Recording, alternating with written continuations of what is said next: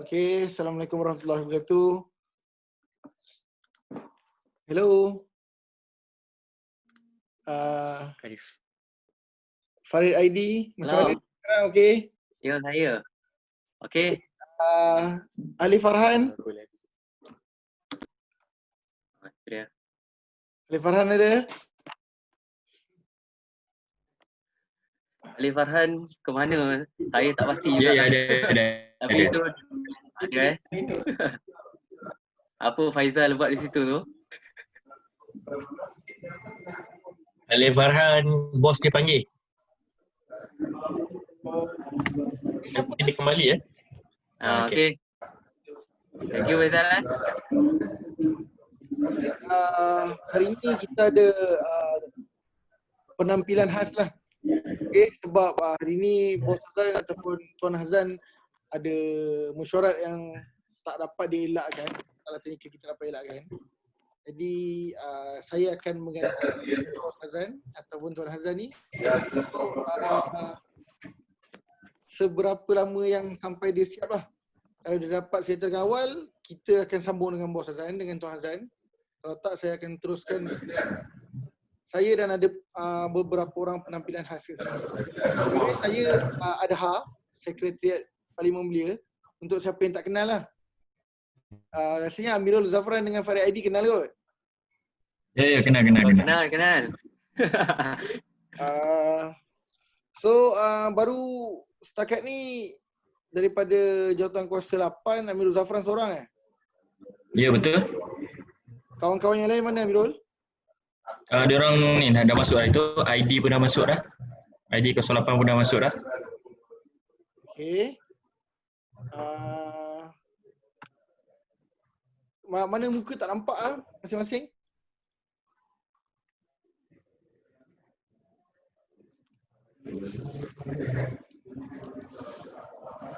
ID Zoili. Yes, saya. Okey, di mana sekarang? Gombak. Tengah kerja?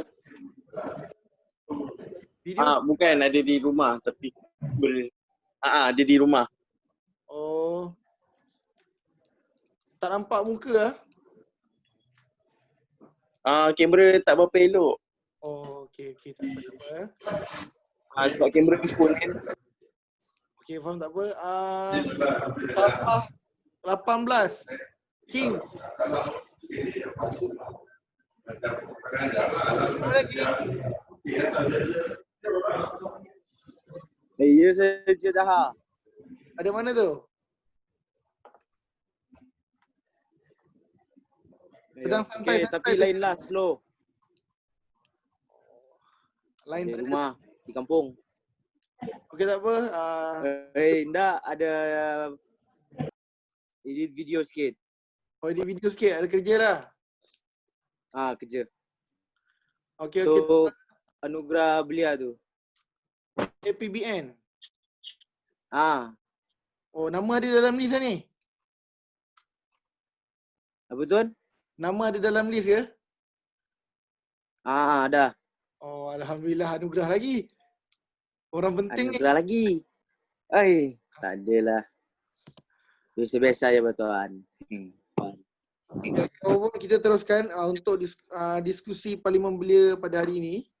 Okey, hari ini kita bercerita tentang prasarana pembangunan dan alam sekitar. Okey, bersama saya untuk hari ini saya ada penampilan khas lah. Saya ada Farhan Mohali dekat sini untuk bantu saya, dan mungkin kita akan tunggu lagi seorang lagi, Rosyaiful daripada Terengganu. Okey, mungkin moderator bersamalah. So kita boleh sharing kat sini untuk apa-apa saja. Apa-apa pun berkaitan dengan prasarana pembangunan dan alam sekitar semasa COVID-19. Jadi apa yang kita faham tentang bangunan hari ini semua dikaitkan dengan kemusnahan alam sekitar. Maksudnya jika kita nak bangunkan sesuatu pembangunan, dia akan ada alam sekitar yang sedia ada, kita perlu korbankan untuk kita bangun sesuatu bangunan. Jadi suatu kawasan tu bila kita bangunkan kawasan-kawasan yang kita anggap mungkin kita bina sekolah, masjid ataupun perumahan, Dan kita alam kita yang natural dan sejadah tu, kita nak tak nak kita kena korbankan korbankan untuk kepentingan kehidupan manusia lah. Jadi dari segi fizikalnya manusia ni membangun dari segi fizikalnya, kita nampak infrastruktur, kita nampak bangunan tu terjadi, dijamin.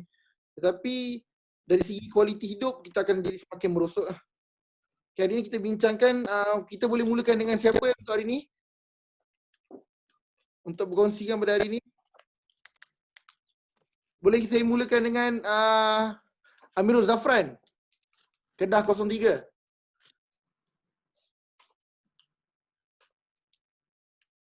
Boleh Amirul? Okey, Assalamualaikum warahmatullahi wabarakatuh. Boleh. Okey, Assalamualaikum warahmatullahi wabarakatuh. Selamat pagi semua. Okey, apa line saya okey ke? Okey.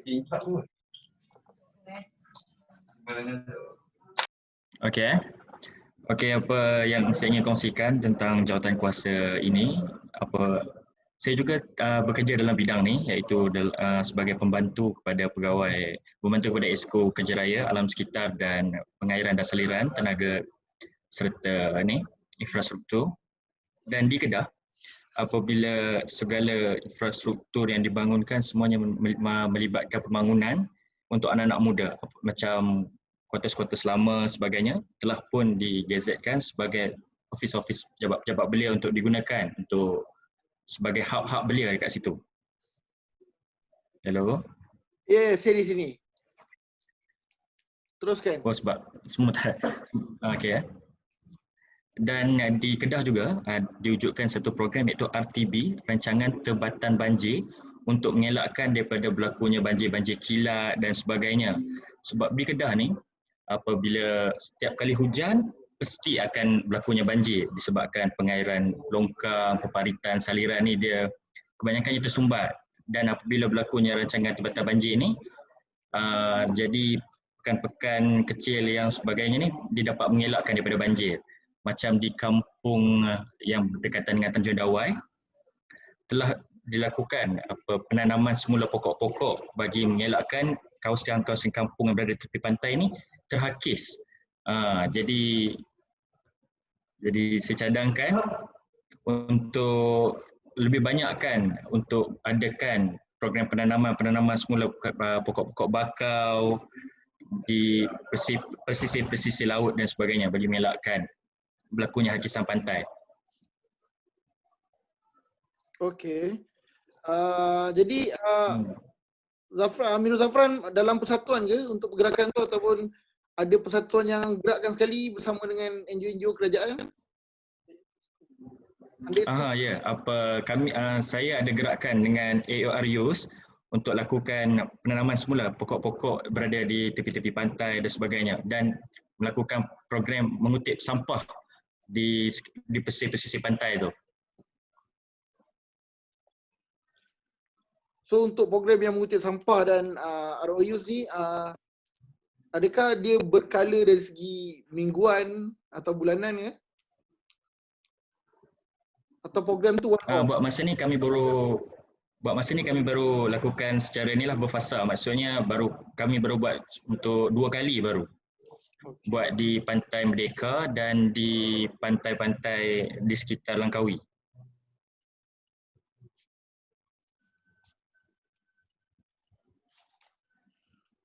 Okey, ada apa lagi cadangan yang Amirul Zafran nak ketengahkan untuk prasarana? Apa yang saya nak ketengahkan, macam dulu kita adakan kempen sifar beg plastik apa semua, tapi sekarang ni saya tengok kempen ni dia dah semakin berkurangan. Jadi saya nak wujudkan balik supaya kempen hari Jumaat, Sabtu dan sebagainya tu di-highlightkan semula hari tanpa beg plastik tu. Okey, betul-betul. Sekarang pun beg plastik pun dijadikan keuntungan dengan jadi nak wujud.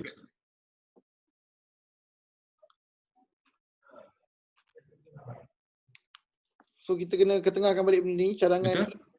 Dan dekat Kedah kita akan ada wujudkan juga satu bekas-bekas biodegradasi yang kita wujudkan daripada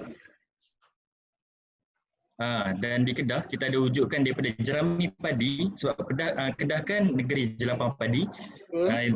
Jerami padi yang tak dipakai itu kita hasilkan kepada bekas-bekas pinggan, bekas cawan dan sebagainya untuk dibawa dieksport ke Eropah. Di Kedah ada kilang tu untuk kita lakukan bekas-bekas biodegradasi yang boleh dihapus, dimudah untuk dihapuskan berbandingkan dengan bekas-bekas polistiren yang berbahaya tu. So kilang Jadi daripada jerami padi, kilang tu dapat memberi sedikit sebanyak, dapat membantulah, dapat membantu mengelakkan penggunaan barang-barang bahan-bahan kimia ni lah, seperti macam plastik, polistiren dan sebagainya kan. Betul. Export. Dan why not Daripada jerami padi kita buat gerakan dalam negara kita juga, maksudnya benda tu. Betul.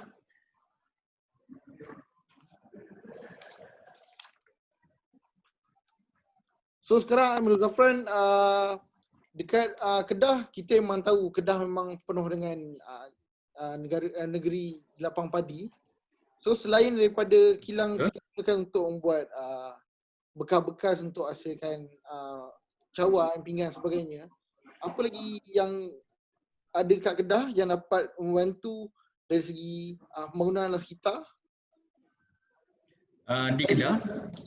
Di Kedah kita ada yang dipanggil sebagai ekotourism, iaitu tourism yang melibatkan secara eko. Antaranya negeri di daerah Baling itu sendiri kita banyak tempat-tempat ekotourism, macam kita boleh turun ke gua-gua di sekitar dalam Baling ni. Antara kita ada gua Sireh, kita ada Gunung Baling yang sangat terkenal, gua di Gunung Pulai yang kita dapat tengok alam sekitar seluruh negeri Kedah. Kita dapat tengok dia punya sunset dan sebagainya. Dia kita panggil sebagai ekotourism. Maksudnya tourism yang melibatkan alam sekitar. Kita dapat sambil kita mendaki pun kita dapat tengok alam sekitar yang sangat-sangat bersih, sangat-sangat nature dan sebagainya di Kedah. Okey, baik. Okey, terima kasih Abdul Zafran. Ya, sama. Okey, kita akan sambung seterusnya kepada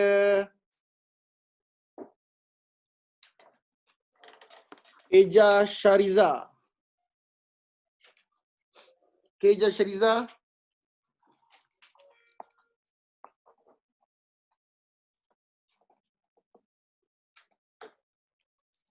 Hello. Oh, mute ke tu?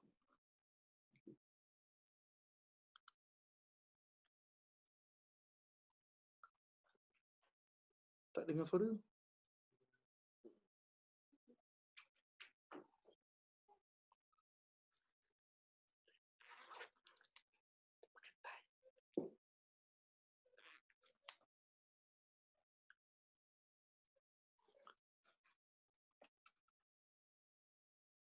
Hello, Eja Shariza.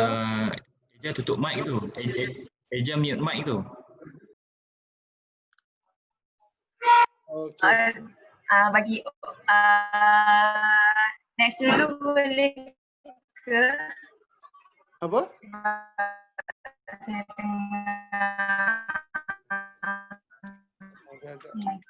Okey, boleh. Eja Shariza, tak ada masalah. Kita boleh teruskan dengan Ali Farhan. Ya, Kemal, lepas ni saya saya nak kena check out ni.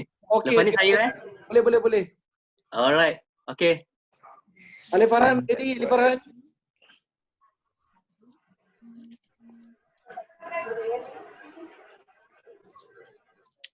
Tes. Okey, dengar Ali Farhan. Teruskan.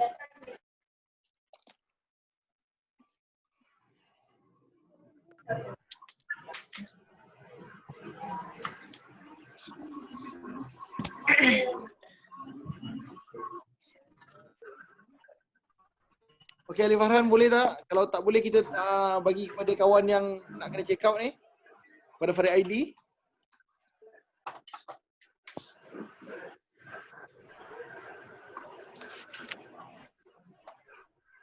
Ali Farhan busy ni.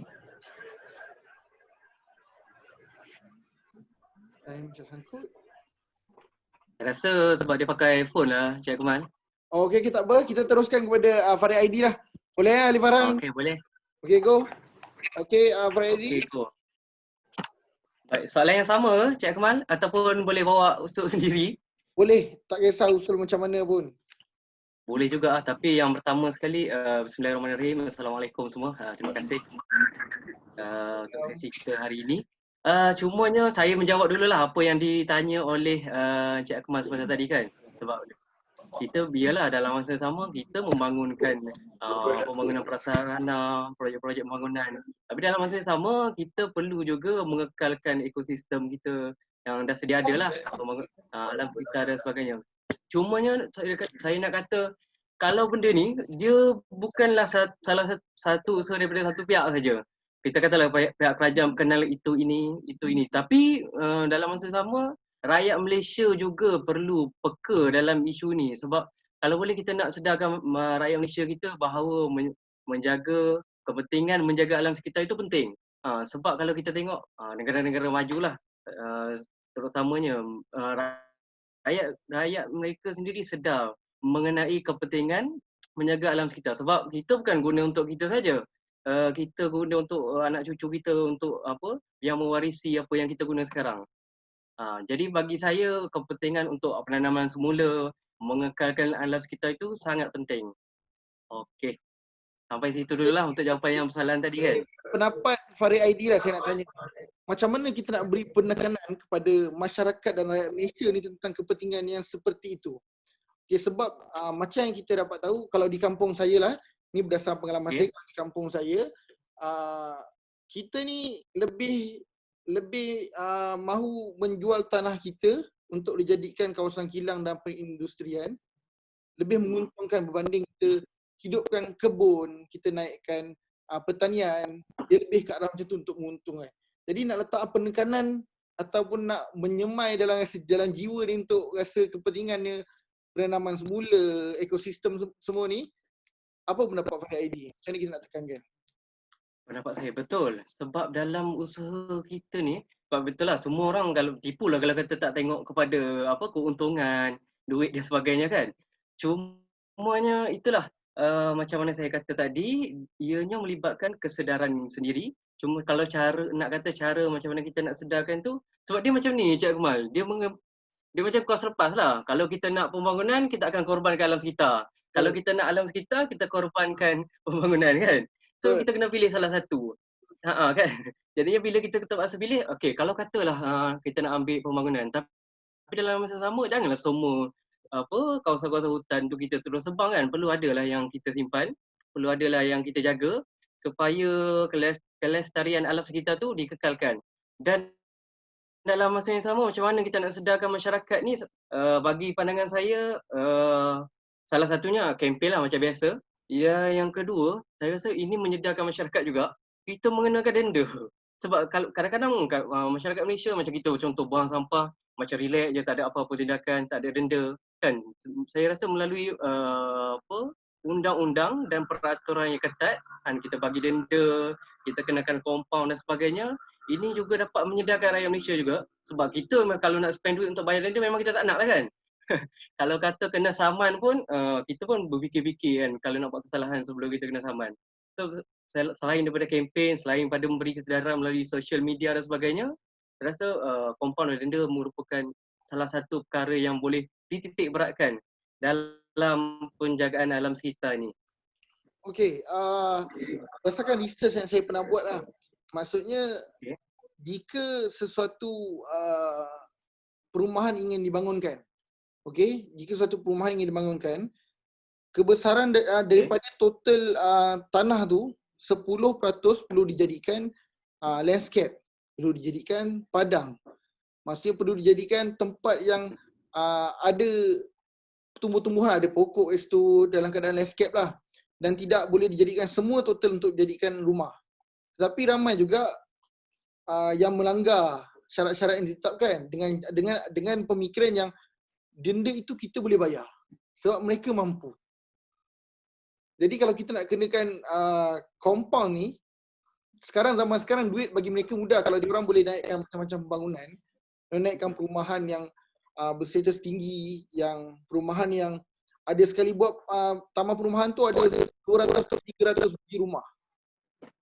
Jadi dia rasa benda tu untuk membayar harga compound tu tiada masalah untuk mereka. Jadi macam mana lagi pendapat yang Faraidi rasa untuk penekanan dari segi compound, kalau rasa compound tu mereka mampu untuk bayar? Kalau rasa compound ni mereka mampu bayar, salah satunya denda yang lebih ketat lah. Maksudnya kalau dia mampu bayar, kita upkan lagi harga dia yang dia tak mampu bayar. Itu satulah. Dan yang kedua, denda dia mungkin kalau sebelum ni kita tengok pemaju lah kan. Kalau pemaju tu melanggar peraturan dan mungkin untuk projek yang seterusnya dia kena blacklist ke, dia kena hukuman penjara ke, dan hukuman-hukuman yang macam tu lah, yang mana memberi kesan kepada dia punya bisnes juga. Okey, baik. Terima kasih Faraidi. Okey, Sama-sama. pendapat yang bernas yang saya boleh terima. Jadi okey, seterusnya kita boleh sambung kepada Ali Farhan. Ali Farhan dah bersedia di talian.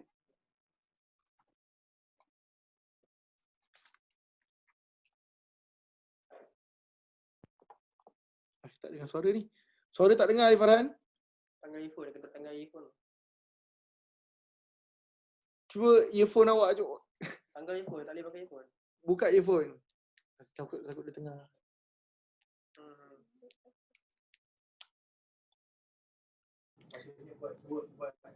Okey.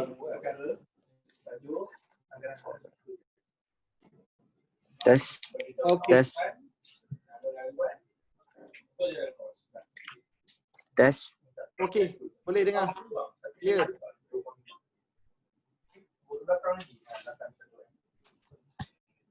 Tes. Dengar. Dah okey? Lain okey. Dengar. Okey, ini saya bercakap tentang dari segi prasarana di Perak sendiri. Macam kami ada masalah dari segi pengangkutan awam.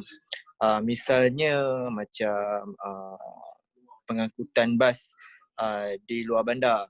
Jadi apa yang sepanjang saya berada di Pejabat Esko, apa yang inisiatif oleh pihak kerajaan sekarang ni, dorang buat mekanisme bas rakyat RM1, which is kita ada badan-badan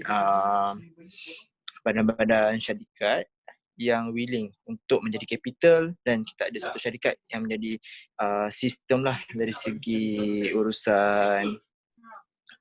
urusan tiket semua.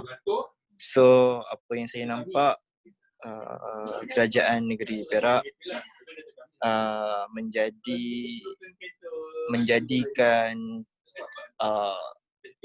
prasarana iaitu pengangkutan awam ni merupakan keutamaan utama lah dalam masyarakat atau rakyat negeri Perak ni, memudahkan mereka untuk urusan harian, terutama di luar bandar dan bandar sendirilah, untuk kita connect luar bandar dan bandar.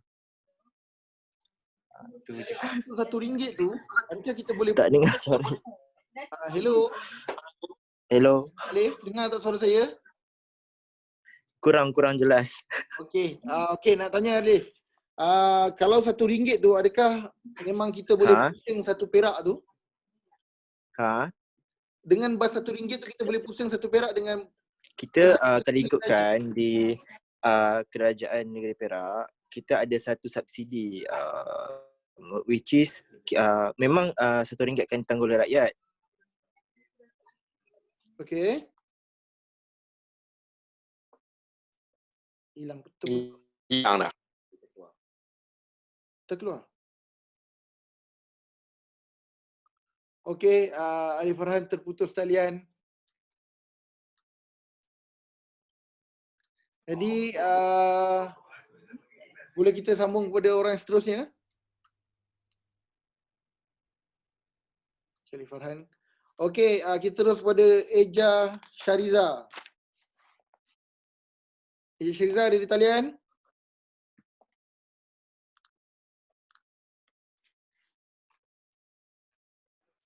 Ataupun masih perlukan masa? Okey. Dengar ke? Okey, dengar. Okey. Baiklah. Seperti yang tadi saudara Amirul katakan, ada dari segi penggunaan plastik bungkusan untuk bungkusan makanan, kita perlu gantikan dengan benda lain lah, jangan gunakan plastik. Jadi daripada saya, sebelum ni kita lihat ada penukaran penggunaan straw daripada straw plastik pada straw yang lebih, orang kata, lebih berciri kat alam sekitar lah. Tapi bila kita lihat semula, tak semua kedai ataupun franchise dekat macam McD, KFC semua tak lagi mengamalkan perkara tersebut. Mungkin boleh kita ambil untuk kuatkuasakan penggunaan straw secara alam sekitar, ataupun yang lebih, orang kata, tidak menggunakan plastik lah, straw plastik. Seperti yang kita lihat T-Life, dia menggunakan mengaplikasikan kaedah tersebut dekat semua cawangan di seluruh Malaysia. Tetapi mungkin selepas kita mengambil langkah untuk menguatkuasakan perkara tersebut, mungkin selepas ni McDonald, KFC dan juga kedai-kedai ataupun restoran ni boleh menggunakan kaedah yang sama untuk alam sekitar kita. Okey, betul. Mungkin sekarang kalau ada dengar. Okey, awak dengar suara saya? Hello, Syariza? Masih di talian? Ya. Okey. Mungkin di McD, KFC dan sebagainya ni dia mengikut kawasan masing-masing. Sebab kalau macam saya di Puchong ataupun dia di Seri Kembangan, dia takkan bagi straw tu melainkan kita minta. Macam tu juga macam dekat T-Life pun dia akan bagi straw yang kertas tu kita boleh guna tu. Dan kalau kita minta straw yang besar sikit, dia still akan bagi yang plastik. Tapi betul kita kena letakkan mungkin compound dan denda untuk menekankan lebih tentang penggunaan straw ni. Untuk saya ingat dalam kita macam kita tengok video daripada dulu lah, kita tahu pasal penyu, kura-kura dekat lautan kan, dengan binatang-binatang hidupan laut yang lain yang terkesan lah dengan akibat pembuangan straw ni. Ya, betul. Sebab tu saya kata perkara pun dah dijalankan. Maksudnya langkah atau pelaksanaan tu sudah pun dilaksanakan, cuma kita perlu kuatkuasakan perkara tersebutlah terhadap restoran-restoran ataupun franchise-franchise dekat seluruh Malaysia. Sebelum ni mungkin seperti yang Cik katakan, dia mengikut tempat kan, tapi ni kita akan kuatkuasakan untuk aplikasikan ke seluruh negara kita lah untuk menjaga alam sekitar.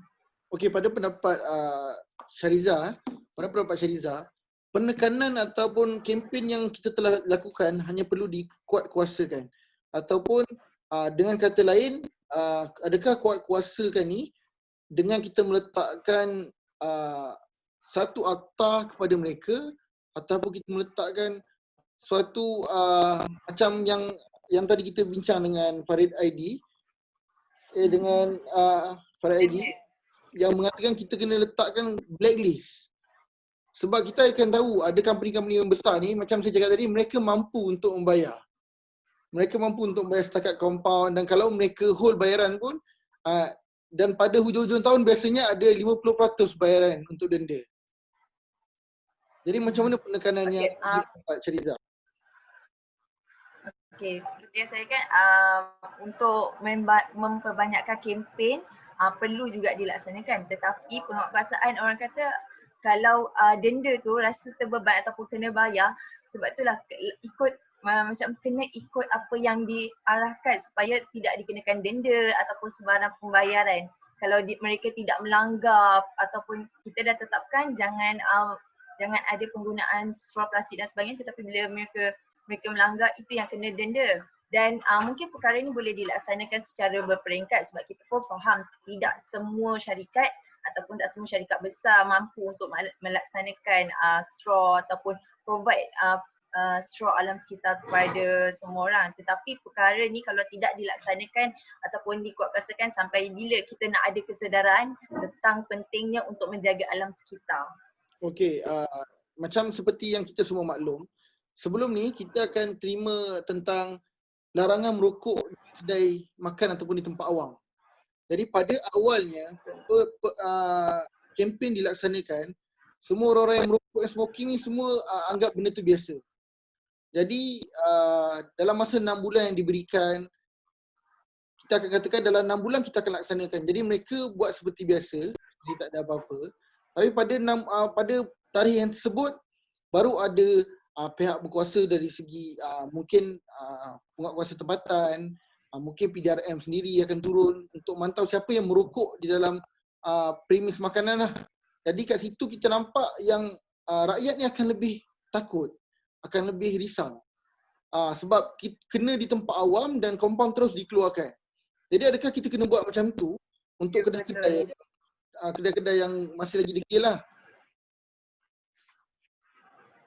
Bagi pandangan saya, ianya wajar untuk dilaksanakan juga sebab kalau kita tak buat macam tu, orang akan ambil sambil lewa dan kesedaran tu tak dapat dipupuk dalam kalangan masyarakat. Mungkin pada awalnya mereka akan menentang, tetapi lama-kelamaan mereka sedar yang kita buat ni untuk menjaga alam sekitar dan untuk kelangsungan. Kalau kita alam sekitar kita tak menjaga, macam mana kita nak terus dapat udara yang segar ataupun macam ni kita nak dapat menjalani kehidupan, sebab memang pembangunan ni dengan alam sekitar ni dia memang kira berkait rapat. Tapi kalau terlalu mengejarkan pembangunan ataupun terlalu ikut perasaan macam kita merokok tanpa memikirkan orang sekeliling dan sebagainya, jadi perkara itulah saya rasa wajar lakukan untuk memberi kesedaran. Kita bukan nak takutkan masyarakat, tapi untuk menerapkan dalam diri mereka tentang kepentingan untuk menjaga alam sekitar. Okey, terima kasih Eja Syariza. Okey, kita sambung dengan Alif Farhan. Hilang terus mungkin agak sibuk. Okay, kita boleh sambung dengan Raja. Raja Radi masih di talian. Hello Raja Radi.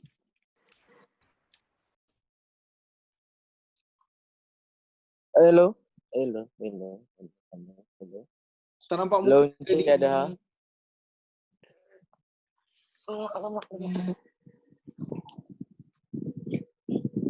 Hello. Raja Radi. Awak Sorry, sibuk? Encik dah.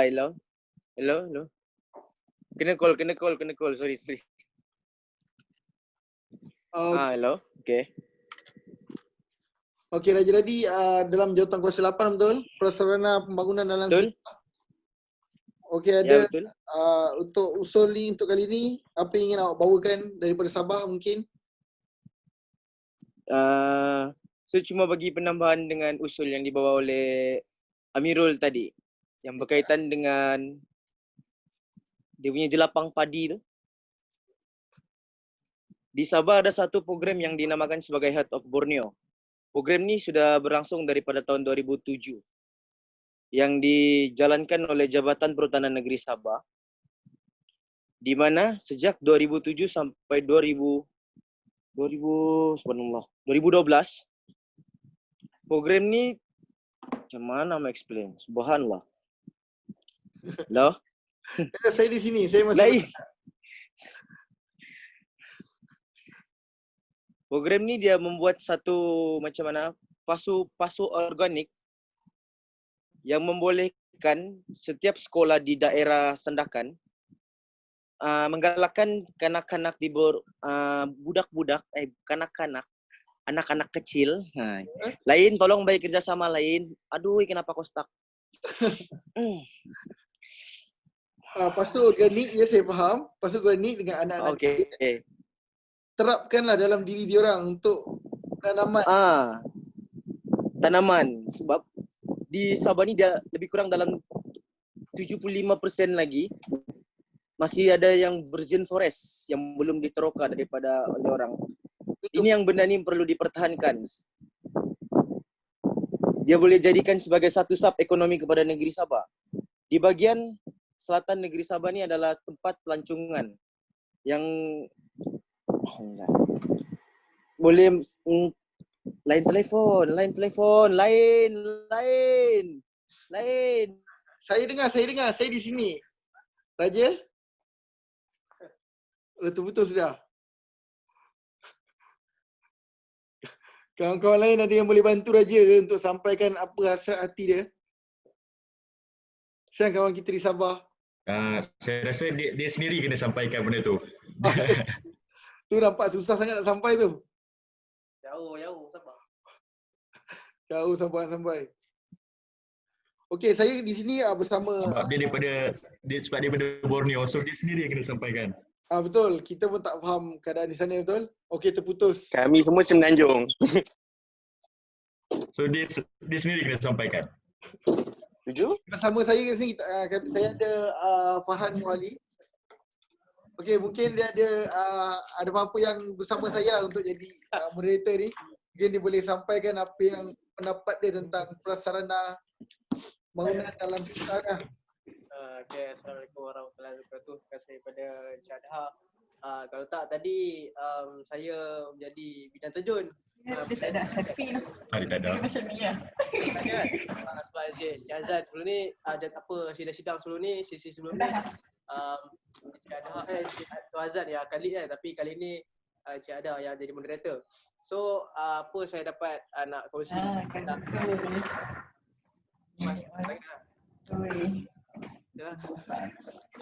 Sudah setengah hari. Kita lihat pembangunan ni kadang-kadang pembangunan tingginya bangunan ataupun dari segi infrastruktur tu, tapi kita lihat pembangunan ni kadang-kadang bila kita teroka suatu bahagian di dalam undang kita, perlu kita tengok apakah nilai. Contohnya macam Buka dia sikit. tengok tu. Dia buka tadi. Mirul, mute sikit. Please, thank you. Yo. Oh, mute, sorry. Okay, macam apa yang saya tengok dekat negeri saya, Perak, ada satu tempat di mana kalau semua boleh perasan kot, bila dekat tepi highway, ada kawasan di mana ada gunung-gunung atau bukit di Perak, di Ipoh. Nama gunung tu tak silap saya, Gunung Lano dan juga Terendum. Dua gunung ni makin hari kita tengok makin ditarah. Kan, makin dah licin dah dia punya kawasan tu. So macam saya tengok ada beberapa aktivis yang menentang perkara tersebut, sebab gunung tersebut merupakan satu tempat eko pelancongan yang juga boleh potensial untuk negeri Perak, mana itu adalah bukit Batu Kapur yang dia khazanah negara yang ratusan beribu tahun. So makin lama kita tengok bukit tu ditarah dengan sewenang-wenangnya. Seperti kita tahu, kalau tanah ni, hal ehwal tanah di negeri ni semuanya tertakluk di bawah kuasa kerajaan negeri. Jadi bila kita tengok gunung-gunung ditarah semuanya, siapa yang meluluskan projek-projek tersebut kan? Projek tersebut mungkin diberi kepada kontrak ataupun syarikat swasta, tapi yang meluluskan projek tersebut adalah kerajaan negeri. Jadi saya harap kerajaan negeri perlu melihat lebih teliti bagaimana apakah yang lebih penting, sama ada khazanah dari segi ekopelancongan ataupun dari segi orang kata alam sekitar nilai alam sekitar alam menjadi itu ni, ataupun bangunan dari segi mungkin projek-projek pelompongan, projek-projek kuari ataupun mengurip pasir. Sebenarnya adakah mana yang lebih penting, mana yang lebih membawa sumber pendapatan kepada negara? Sebab kadang-kadang pada negeri lah khususnya kan, kalau kita tengok tu lah, kadang-kadang orang ni dia lebih utamakan duit, dia penting pada survival di tempat tersebut kan. Kita tengok duit ni ya, kita duit banyak sekalipun esok hari dua boleh habis, sebelum tu boleh habis, tapi alam semula jadi ni, contoh hutan dan sebagainya, nak terbina, nak terbentuk tu makan ratusan tahun, beribu tahun. So ekosistem ataupun alam jadi ni akan digunakan akan dimanfaatkan oleh generasi yang akan datang. Duit ni, saudara, kawan-kawan semua, kita ni nafsu semuanya kan. Semuanya nafsu. Memang tak pernah cukup. Jadi saya harap itu lah, kerajaan negeri kalau boleh meneliti lebih rapat dari segi kelulusan projek-projek tersebut. Dan tadi sentuh mengenai pengangkutan. Saya nak sebut sikitlah tentang pengangkutan ni. Sekarang saya berada di Putrajaya. Saya sangat suka dekat bandar Putrajaya ni kan. Saya harap saya mempunyai vision saya kalau boleh banyak negara ataupun rural areas dekat ataupun urban lah sebenarnya menjadikan Putrajaya ni sebagai contoh badai contoh lah. Kita tengok bagaimana sistematiknya, strategiknya kawasan ni. Dan apa yang saya tertarik lah, dulu saya bersekolah di Putrajaya juga dan saya keraplah juga naik bas Nadi Putra kat sini. Bas ni dia 50 sen boleh pergi mana-mana saja. Ya dulu lah, sekarang tak tahu dah ada harga belum. Sekarang ada RM1, ada RM1 Mungkin ada 20 sen. RM1 lah, tak kisah. Tapi kayaknya nak kata murah, ada segi murah je. Dan apa yang saya tahu, Nadi Putra pun menggunakan dia tak guna petrol. Dia guna sistem dia guna sumber tenaga bio saya tak pasti. Dia kata dia ada satu tenaga yang berbeza yang yang menggunakan teknologi hijau. Di situ nak cakap kayaknya boleh savekan energi. Dan saya juga dapat baca tadi sekejap tentang Nadi Putra punya akan datang dari tahun depan ataupun akan datang tahun akan datang ada satu projek daripada Jepun yang nak buatkan Nadi Putra ni bersama dengan satu syarikat ni untuk membentuk satu projek menggunakan Nadi Putra ni bas ni menggunakan elektrik. Yang kata benda ni lebih penjimatan dia dan juga kalau kita tengok petrol semua atau diesel mengeluarkan asap-asap yang tak baik kepada ekosistem kita. So saya harap kalau ni dekat Putrajaya tadi kalau boleh tempat-tempat lain juga ikut sama. Mungkin boleh buat di negeri Perak sendiri negeri Perak khususnya negeri saya sendiri kalau boleh ikut sama apa yang Putrajaya lakukan. Dan kalau saya nak sentuh sikit lah, Ipoh tu ada satu bas tu nama dia Railway saya tengok apa nama bas tu. Bas tu dah 20-30 tahun lah. Besar, itu juga bas yang digunakan. Saya pergi Manjung ke ni pun masih lagi sama. Bas yang sama. Bangunannya. So saya harap dekat kepada Ali Farhan, dia pegawai khas untuk ESCO yang portfolionya begitu rapat dengan pengangkutan yang juga memang portfolio pengangkutan. So harap boleh sampaikan perkara ni, kalau boleh kita improvekan lagi Betul.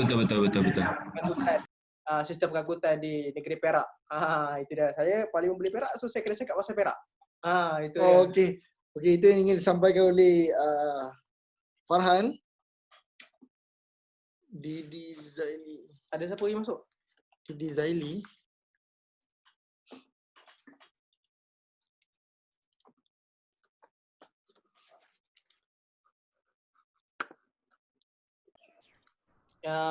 Ni dah. No.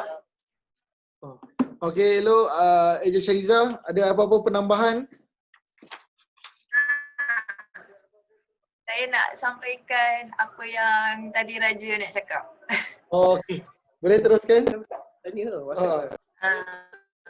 Sebab dia ada masalah lain kan. Okey. Ada masalah lain ni.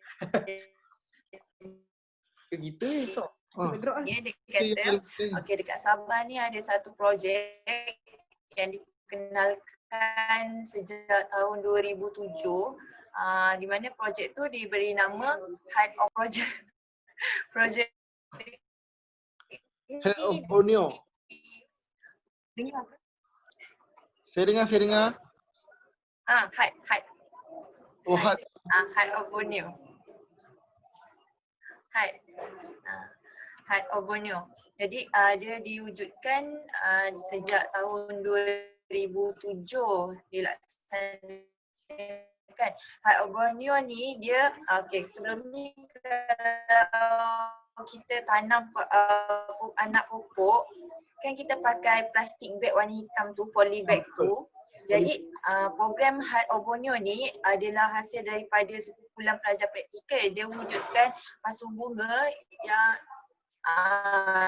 daripada alam sekitar, daripada campuran daun, akar kayu. Jadinya daripada pokok tu kecil sampai pokok tu besar, dia dah tak payah ataupun jadi asas kepada pokok tersebut. Kalau macam kita jadi program Heart of Borneo ni, Oh, betul-betul saya. dengar ke? Oh, saya dengar. Terus Putus ke? saya dengar. Ah, Kita dengar. Jadi program tu idea daripada raja, dia kata mungkin perkara tu boleh diimplement dekat negeri-negeri yang lain juga, sebab perkara tu sangat berkesan dekat negeri Sabah untuk mengekalkan yang seperti mana kita tahu Sabah ni dia terkenal dengan alam sekitar yang cantik, gunung ganang, hutan-hutan dia, flora dan fauna. Jadi dan juga raja tadi dia kata dia permasalahan yang dia ada nak ketengahkan isu lah. Isunya sekarang dekat Sabah ke, dia kata dia percaya bukan dekat Sabah saja tapi negeri-negeri yang lain pun, maksudnya di seluruh Malaysia, kita ada akta ke atas pengharaman pembalakan haram atau penebangan haram, undulkan hutan secara haram, tetapi perkara tersebut tidak dikuatkuasakan. Akta dah diwujudkan tetapi perkara tersebut tidak dikuatkuasakan dan boleh kita lihat banyak je hutan-hutan sekarang masih lagi dilatah lah oleh sesetengah pihak yang tidak bertanggungjawab. Sama lah seperti isu-isu yang lain, kita ada akta tetapi pelaksanaan tu tidak dikuatkuasakan. Mungkin daripada segitu raja kata kita kena lihat semula, sebab itu adalah fungsi kerajaan ataupun pihak yang bertanggungjawab untuk menguatkuasakan perkara tersebut. Akta dah ada, jadi laksanakan dengan betul supaya perkara alam sekitar ni dapat dijaga dengan baik. Okey, Jashiriza. Okey, saya nak tanya tentang yang tadi ada yang raja bagi tahu beritahu pada awak yang berkaitan dengan pasu organik, betul? Jadi pasu organik tu macam sebelum ni kita guna polybag yang berwarna hitam tu. Jadi bila pokok tu dah agak besar dan dah sesuai diletakkan pada tanah, kita kena potong plastik bag tu, kita kena buat lubang dan kita masukkan pokok tu. Jadi adakah bila kita gunakan pasu organik tu, kita hanya perlu tanam bersama pasu-pasu ataupun dia dah Betul. Saya tak pasti macam mana cara pelaksanaannya, cuma raja kata dia memang pokok tu dari kecil sampai besar memang kat pasu tu je. Mungkin kalau akar dia belum besar, pasu tu kan pecah kan secara logika bila kita pakai akar kayu, daun, tapi dia akan menjadi tanah penguat kepada pokok tersebut. Okey, bagus. Itu satu idea yang bagus lah untuk kita buat penanaman semula kan. Dan kita boleh terapkan di negeri yang lain. Okay, seterusnya tentang ceroboh ataupun akta ke atas pembalakan haram. Asalnya kalau akta pembalakan haram ni memang ada kerajaan negeri betul Farhan? Pendapat awak?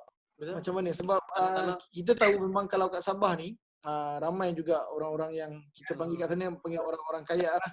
Orang kaya kat sana memang core dia ataupun kerja dia adalah tentang pembalakan. Dan tentang pembalakan haram, kalau yang kita nampak setakat ni isu ni rasanya dah lama sebenarnya untuk dalam tahun ni kan.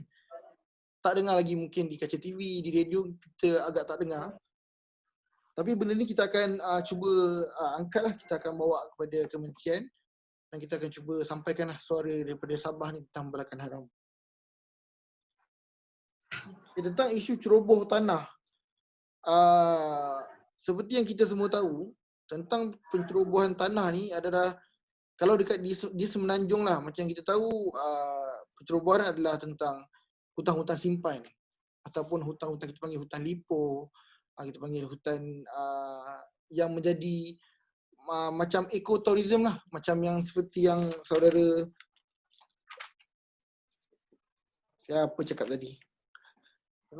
Apa saudara Ekotourism. Amirul Zafran ada cakap tentang ekotourism. Jadi untuk pencerobohan hutan ni dia ada pelbagai yang mereka gunakan. Macam tadi yang Ali Farhan ada cakap Farhan Malik ada cakap juga, di mana ada yang kita korek pasir, ada yang ambil tanah, ada kita tarah bukit, dan benda tu menjadi salah satu duit yang orang lain gunakan atas kesempatan. Sedangkan kita perlu pertahankan ekosistem sahaja. Jadi Encik Shariza, pendapat awak, adakah di Johor, awak daripada Johor betul? Di Johor ada tak isu-isu tentang berkaitan dengan ceroboh tanah untuk kegunaan kepentingan peribadi? Setakat ni apa yang saya tahu dekat Johor tak ada kes pembalakan haram ni lah. Kalau kita dengar sekarang pun isu kes pembalakan haram ni dah berkurangan sangat. Kita dah jarang dengar lah isu-isu seperti ni. Tetapi mungkin apa yang Raja sampaikan daripada negeri Sabah, sebab kita tahu negeri Sabah banyak hutan simpan dan sebagainya, mungkin itu yang berlaku di negeri Raja lah. Jadi pada pandangan saya dekat Johor, alhamdulillah buat masa ni tak ada lagi dah isu kita dengar mengenai pembalakan haram ataupun isu hutan simpan, kerana dekat Johor telah dikuatkuasakan ataupun penguatkuasaan terhadap perkara-perkara tersebut memang dititik beratkan. Jadi isu pembalakan haram kebanyakan kat Johor dah tak ada lah. Boleh dikatakan hampir tiada isu tersebut. Okey, terima kasih Shariza menyampaikan suara Raja Radi daripada Sabah. Okey, kita bersama Aidi Zuhaili. Aidi Zuhaili. Ya saya. Ya saya. Kamera masih lagi tak boleh digunakan? Sebab kamera handphone. Dia tak blur. Boleh dah ke? Okey, boleh teruskan Aidi Zuhaili. Okay. Saya nak sampaikan, nak kongsikan sedikit tadi pagi bila menonton sidang Parlimen, Timbalan Menteri ada menjawab membawakan isu mengenai alam sekitar. Dia macam kena-kena pula kan. Kebetulan hari ni Jabatan Kuasa Alam Sekitar dia pun nak cerita juga pasal alam sekitar kan. Jadi bila Elsa Awani, pengacara Elsa Awani ada minta disimpulkan apa yang telah dibentangkan, dia ada beberapa perkara lah yang dia sebutkan. Pertama pasal green entrepreneur, yang di mana bahan-bahan alam sekitar ni boleh digunakan untuk menjadi salah satu sumber pendapatan kepada beberapa kepada masyarakat sekarang lah. Mungkin contohnya macam botol-botol tu diorang kutip dan diorang mungkin boleh buat satu perkara yang inovatif.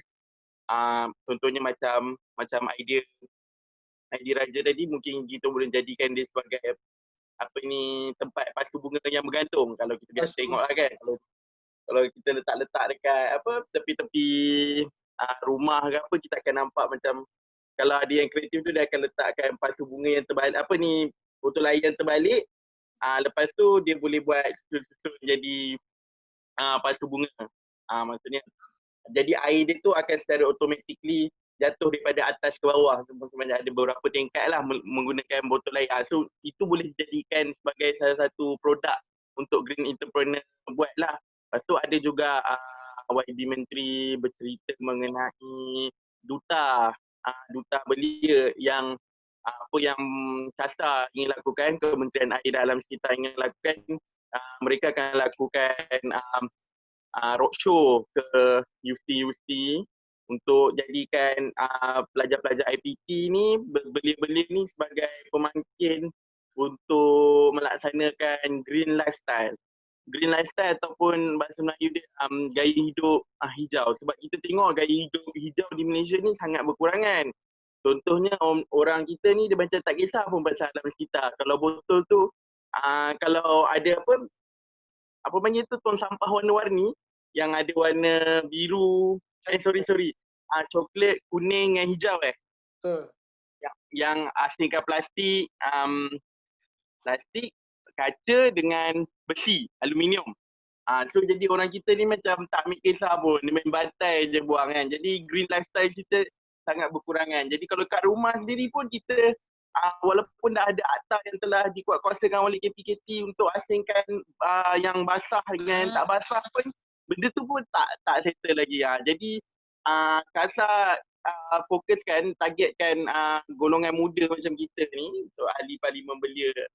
Mungkinlah boleh ahli parlimen belia ni intimidate ataupun minta KASA untuk jadikan kita sebagai penggerak kepada usaha ni untuk kebanyakan belia dan pelajar untuk teruskan projek untuk panggil semangatkan, membugarkan balik semangat green lifestyle ni ke seluruh masyarakat Malaysia. Sebab apa dia target pada remaja ni? Sebab dia tahu remaja ni adalah yang akan menikmati masa depan akan datang. Jadi mereka mungkin akan ada idea-idea yang lebih inovatif dan idea-idea yang lebih ke depan daripada orang lain, dan menjadikan kira anak muda ni sebagai ejen lah untuk perubahan alam sekitar. Sebab apa yang telah dibawa sepanjang tahun ni, masalah alam sekitar sangat banyak lah, seperti pencemaran dan sebagainya. Baru-baru ni sebabkan PKP ni ada new normal, kita pun tahu akan ada sampah new normal juga, sampah face mask kan. Jadi itu pun satu perkara yang perlu dipikirkan lah, sebab bila kita pakai face mask kita buang je macam tu. Patutnya face mask ni tidaklah boleh dibuang sebegitu saja. Bukan setakat tak boleh dibuang sebegitu saja, tapi orang sekarang ni dia buang je merata-rata. Kalau kita tengok dekat ada satu pantai, kalau saya tak pasti, tengok dekat dia punya berita hari tu penuh. Dekat ada satu pantai ni penuh dengan face mask. Jadi mungkin kita boleh terapkan untuk kasar, untuk sediakan bukan sapu tangan, tong sampah yang khas untuk klinikal. Sebab kalau dekat hospital untuk buang face mask ni dia khaskan tong sampah kuning, tong sampah yang ada bentuk radioaktif tu. Sebab benda ni adalah benda klinikal. Sebab kalau contoh ada COVID ke apa dan sebagainya, dan kita buang yang merata tempat, dia boleh tersebar lah. Mungkin orang terpegang ataupun orang nak kutip sampah terpegang, dah wujud satu lagi kluster. Macam tu. Satu lagi adalah Timbalan Menteri tekankan mengenai pembangunan lestari. Pembangunan lestari mengenai macam Farai dia ada cerita tadi, kalau kita nak pembangunan, kita kena lepaskan alam sekitar. Jadi pembangunan lestari ni kita try untuk cooperate ataupun kerjasama, gabungkan dua elemen ni. Kita nak pembangunan, kita nak alam sekitar juga. Jadi dengan cara dua ni kita boleh mengurangkan pencemaran ataupun kerosakan pada alam sekitar, tapi kita boleh meningkatkan pembangunan kepada negara. Macam tu. Kalau di UIA sendiri kan, kalau UIA ni kita memang ada sebab saya pelajar UIA, saya mahasiswa UIA. Dia ada satu fakulti ataupun kami panggil kuliah yang memang handle bahagian dekat setiap sana, arkitek kat sana akan belajar mengenai alam sekitar ni. Mereka akan belajar tentang sustainable development lah.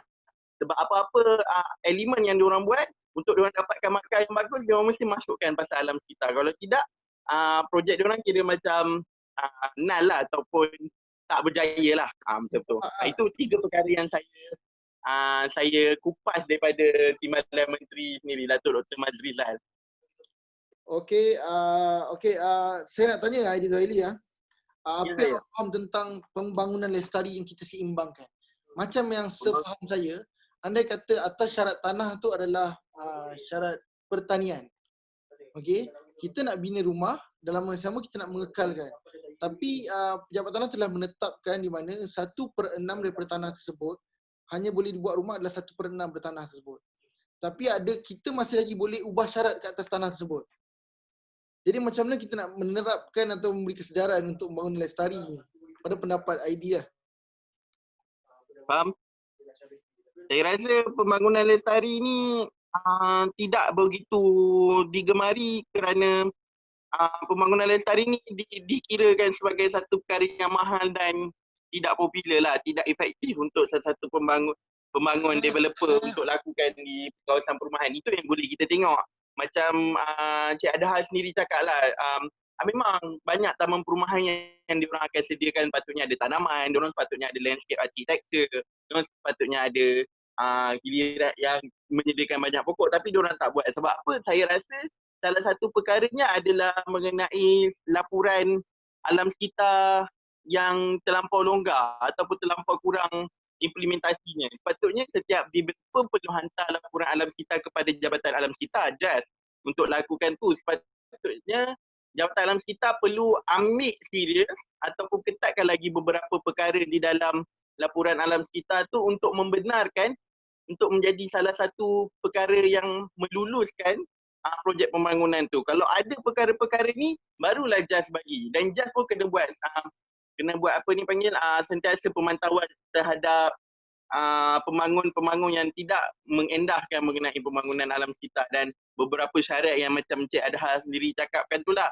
Sebab dan satu lagi kita promotekan kepada mereka mengenai pembangunan lestari. Sebab apa pembangunan lestari ni, dia pada mulanya kalau tidak popular, tak ada orang yang kisah, memang harga dia mahal. Saya setuju. Untuk buat pembangunan lestari mereka kena sediakan beberapa elemen yang menyebabkan kos bahan menjadi tinggi, yang menyebabkan diorang terpaksa mengurangkan kawasan yang sepatutnya diorang boleh maksimalkan keuntungan. Tapi kalau contohnya pembangunan lestari ini ditingkatkan, perkhidmatan pembangunan lestari ini ramai orang guna, jadi harga dia semakin lama semakin kurang lah. Dia normal basic ekonomi punya rule lah kan. Kalau makin banyak pengguna, makin banyak permintaan, penawaran pun makin banyak, harga pun makin kurang lah. Dia macam tu. Itu saya punya cadangan lah dua tu. Okey, baik. Terima kasih Aidil Zuhaili. Berdasarkan apa yang kita bincangkan untuk hari ini, untuk pembangunan lestari yang seperti tadi awak sampaikan, kita faham tentang kadang-kadang macam saya cakap tadi, kita nak bagi, kita dari segi kerajaan kita bagi compound, kita bagi denda untuk mereka yang tidak mengikuti pembangunan lestari ini. Tapi ramainya mereka yang mampu untuk membayar compound. Jadi mungkin kita boleh bagi mereka kelebihan dari segi pelepasan untuk projek-projek yang seterusnya. Dan macam mana pendapat? Sebab kita macam yang kita tahu, kita nak buat pembangunan lestari macam yang tadi Aidil Zuhaili ada cakap, yang landscape diorang ni mahal nak tetapkan landscape. Jadi dan mereka dapat pengurangan dari segi keuntungan. Jadi tak semua developer nakkan kerugian, betul. Jadi semua developer memang nakkan keuntungan lah. Jadi macam mana pendapat daripada Aidil Zuhaili yang macam mana kita ada idea lain selain memberi compound, memberi denda kepada mereka yang tidak mengikuti pembangunan lestari? Jujurnya saya cakap pengenaan denda adalah bukan satu perkara yang sangat efektif. Tetapi kita tak untuk kadar yang lebih optimum dan kadar yang lebih sesuai, kita tak ada alternatif lain yang boleh difikirkan. Kalau di luar negara sendiri pun kebanyakannya akan dikenakan denda. Contohnya saya ambil contoh macam pelantar yang telah pecah di New Mexico yang kita ada satu cerita tu. Saya lupa apa nama cerita tu. Deepwater Horizon tak silap saya. Horizon. Deepwater Horizon.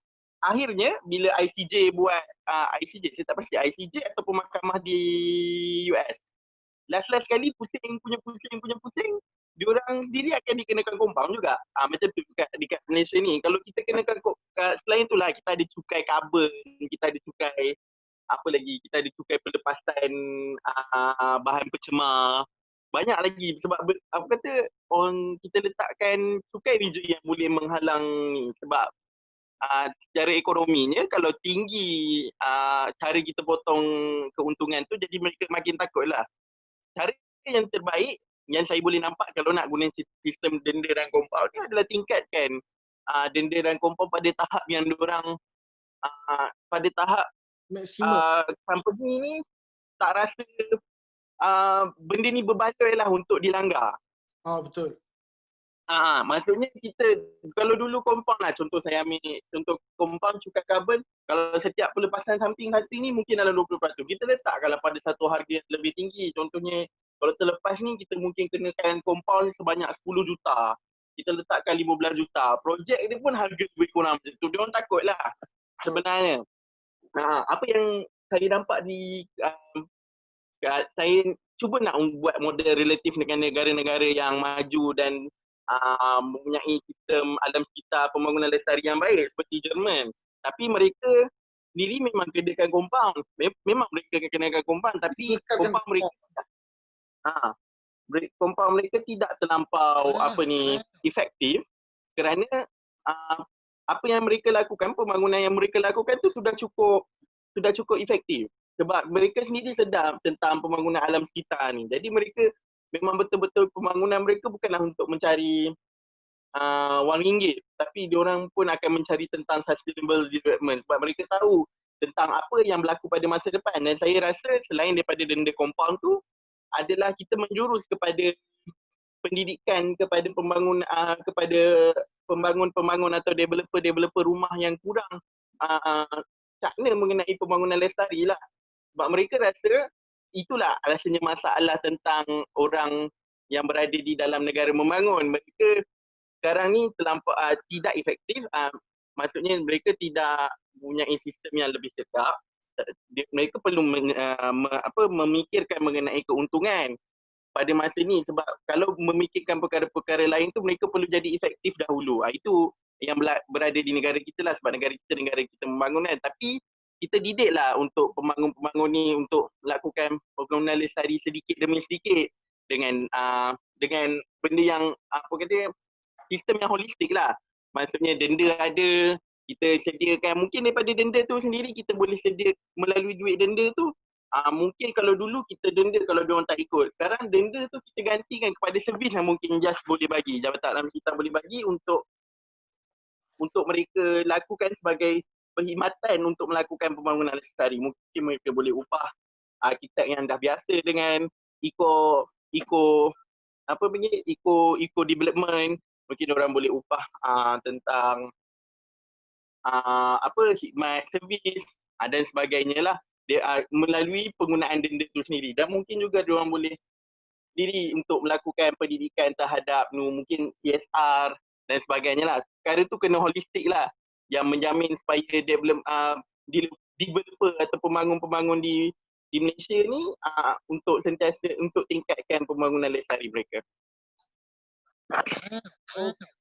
Okey, macam mana Farhan, apa pendapat awak pula tentang pembangunan lestari yang tadi kita punya menteri telah bawa semasa bersidang? Itulah bila kita tengok balik tentang apa cara-cara untuk kita menangani, kita nak pupukkan kota semangat ni pupukkan kesedaran ni semua. Dia kalau kita sendiri mempunyai satu formula yang boleh kita buat, tak adalah sampai orang ahli parlimen semua agensi kerajaan semua tengah berbincang pening-pening kepala kan. Tak ada juga, sebab rasa kita kena perlu carilah formula apa betul. Kalau kadang-kadang macam kata tadi kan, mengenai denda dan sebagainya, ada yang tahu dan ada yang juga orang kata tak mengisah pun sebenarnya kan, sebab kadang-kadang mungkin compound dan denda cukup tinggi, tapi dari segi penguatkuasaan pula kan, penguatkuasaan pula kurang kan. Lepas tu betul bila kan, betul lah macam contoh kalau kita tengok mana-mana lah kan, yang kalau kita benda simple, kalau contoh parking kereta kan, kadang boleh double parking dan sebagainya. Kalau ke bawah ni pun boleh double parking banyak semua, tapi kalau penguatkuasaan kurang tak ada guna juga kan. Kita pasal betul sebab orang macam aku dah buat hari tu, lepas tu apa ada orang lain buat, okay, siapa orang lain buat tak kena pun, so aku tak kena, nampak? So banyak kekurangan dari segitu. So dan saya cakap tadi, denda tu pun memang perkara yang perlu diteruskan, tak perlu kita kata benda tu tak efektif kita tak buat kan. Jadi saya pun nak fikirkan apakah formula tu mengekalkan kesedaran tu itu perlukan lebih ramai expert lah. Mungkin kita perlu ada panggil mana-mana expert untuk lebih yang mengkaji benda tu puluhan tahun kan, yang buat research benda. Kita kena mungkin kumpul-kumpul expertise, orang expert saya dalam bidang ni untuk kita kita cari satu formula yang dapat kita yang lebih terapkanlah kepada masyarakat tu kan. Sebab benda ni kita dari dulu lagi isu alam sekitar ni semua kan. Dia selagi orang tak nampak apa kesan dia, selagi tu orang tak sedar. Betul tak? Kalau tak nampak selagi rumah dia orang sendiri tak banjir, selagi tu lagi dia orang tak sedar betul. Jadi situ lah orang yang buat projek ni semua orang kaya. So semua ni tak kena banjir, macam mana betul. Selagi tu itulah macam mana kita perlu bincang lebih dalam lagi pasal perkara ni kan. So secara peribadi saya sendiri tak ada apa-apa formula yang boleh saya kongsi untuk kita dapat selesaikan benda ni kan. Tapi at least kita dapat kurangkan tu mungkin ada. Pastinya tinggal kita je, Aidi Zuhaili dan bersama saya di sini Farhan Muali untuk kita teruskan. Ada hal Farhan dengan Aidi Zuhaili. Itulah. Setakat ni kawan-kawan yang lain mungkin agak sibuk dengan kelas, dengan kerja masing-masing, komitmen masing-masing. Jadi tak apa. Ada apa-apa yang awak rasa Aidi Zuhaili untuk awak sampaikan untuk yang terakhir dari segi inilah diskusi untuk prasarana pembangunan dan alam sekitar? Sebelum Kesimpulannya saya rasa untuk kita lakukan sesuatu, idea dan pembentangan idea ni tak cukup lah saya rasa. Saya rasa kita kena dah mula dengan eksekusi ataupun pelaksanaan. Sebab orang kata kalau cakap banyak saja dia macam bunyi ting kosong lah kan. Jadi kita kena dah start untuk lakukan satu perkara lah yang pada mulanya tidaklah terlampau besar tapi sangat efektif. Contohnya macam yang Ijaz sendiri cakap tu lah tadi mengenai penggunaan straw plastik tu. Pada asalnya penggunaan straw plastik ni dikuatkuasakan oleh segelintir orang. Benda simple, kita gantikan satu straw yang plastik yang kita rasa nothing pun, kita gantikan dengan benda lain yang boleh menyelamatkan, mengurangkan sampah-sampah yang berada di laut yang boleh membunuh banyak hidupan laut dan mengurangkan penggunaan plastik. Benda tu simple. Tapi bila dikuatkuasakan sedikit demi sedikit, makin lama makin diambil sakna oleh orang yang lebih besar, seperti Kementerian Wilayah meminta untuk seluruh Kuala Lumpur, saya tak pasti Putrajaya tapi minta Kuala Lumpur untuk gunakan straw selain plastik atau straw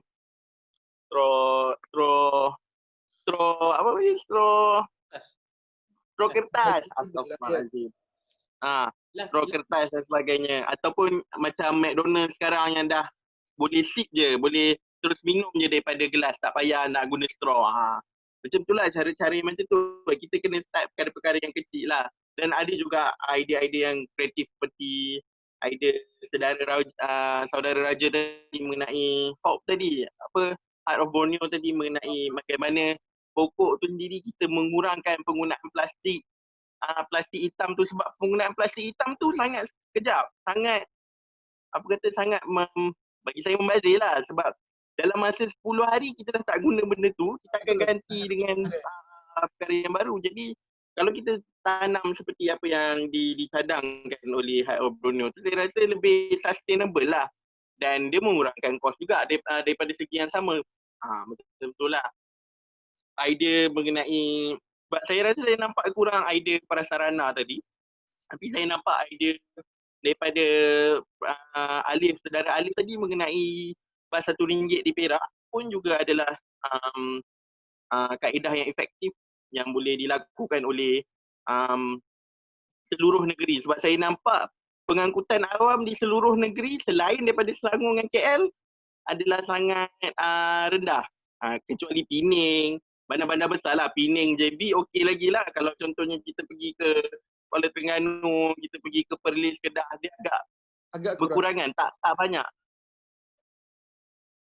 Agak berkurangan, tak banyak penggunaan dia. Kalau kita boleh tengok sistem Greater KL di Malaysia ni, dah boleh bas tu boleh sampai ke tahap Kerawang lah. Daripada Rawang boleh nak ke Seremban, naik bas je. Kalau di sana dia agak susah sikit lah, di Kelantan ke apa. Jadi kita boleh tingkatkan penggunaan kereta api. Macam mana cadangan tiga kali kerajaan bertukar untuk laksanakan kereta api tu, saya rasa cadangan yang bagus lah.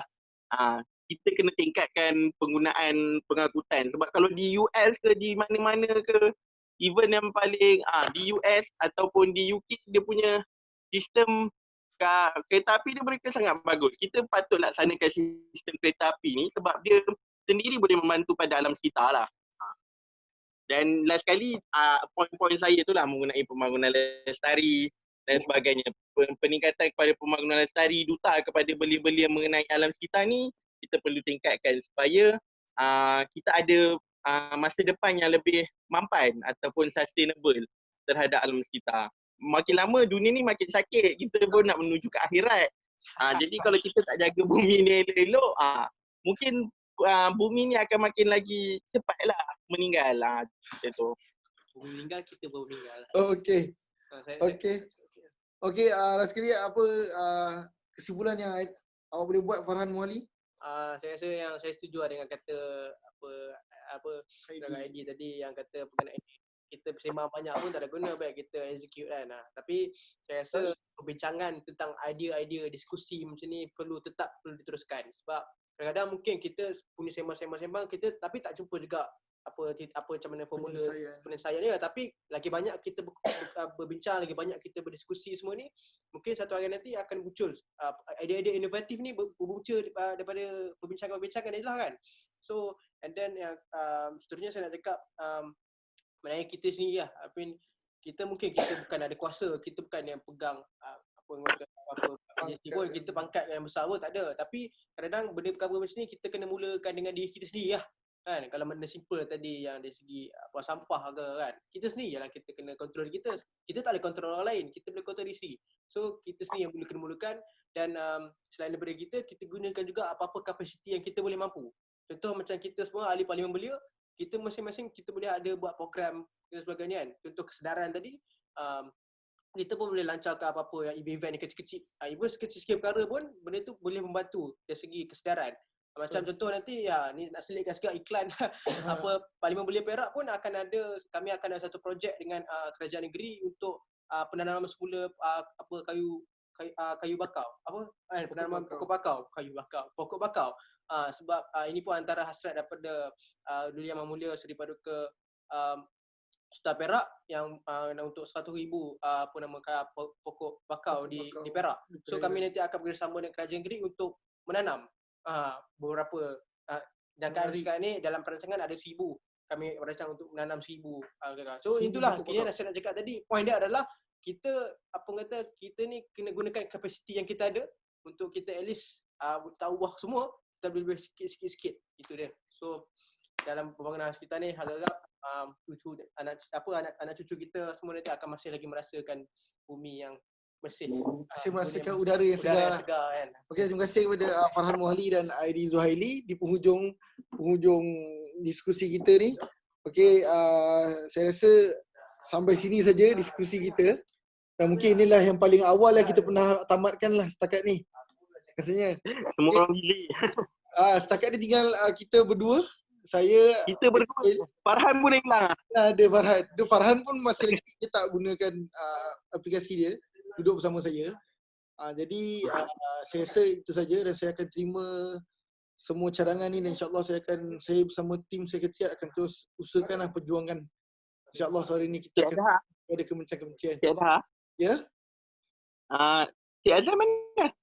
Siapa? Encik Azan ada mesyuarat tergempar yang tak dapat dielakkan. Jadi saya pun bersama Farhan pun kita pun moderator bidang terjun. Terima kasih Farhan. Saya tak sangka Farhan jadi moderator bersama hari ni dengan Cik Adha. Kalau sebab ada Cik Adha, kalau aku seorang tadi pisang. Okey, Aidi, terima kasih. Jadi borak-borak kopi lah kalau dengan Farhan. Betul, itulah. Saya baik dia berani sikit lah. Kalau tak saya pun. Kalau Cik Adha ada formal lah sikit. Tengok kalau lagi tinggal satu sesi lagi minggu depan kan. So jangan sia-siakanlah masa yang ada, sebab sebelum nanti takut masa town hall nanti kita bersama YB Menteri, YB Timbalan Menteri, yang ada kita bertiga je. Macam mana? So sedih lah. Dan kita masih lagi tanya macam mana kita nak perjuangkan ahli parlimen belia kita, macam mana kita nak naikkan platform kita. Tapi kalau diskusi yang kecil macam ni pun yang ada kita bertiga, saya rasa pun agak sedih lah, dan agak rasa macam mana diri ahli parlimen belia sendiri nak bawa lah. Kalau macam tadi ramai bekerja, ramai dah start hilang momentum, start PKP, dan ramai dah bekerja, jadi dia ramai lah lupa tanggungjawab masing-masing, semuanya pasal PKP. Mungkin tak apalah, mungkin sini sebab dia dah hujung-hujung sikit, mungkin dia punya dari segi semangat tu kurang sikit lah. Tapi saya yakin kalau once nanti kalau kita dah start bersidang di Dewan nanti, confirm meletup. Semangat Farhan lah. Tengok ID sana nanti. Jangan Farhan tu boleh tahan kan. Okey, insyaAllah. Okey, terima kasih Aidi, terima kasih Farhan. Sampai sini saja diskusi kita pada hari ini. Okey, sekian, terima kasih. Assalamualaikum. Waalaikumsalam.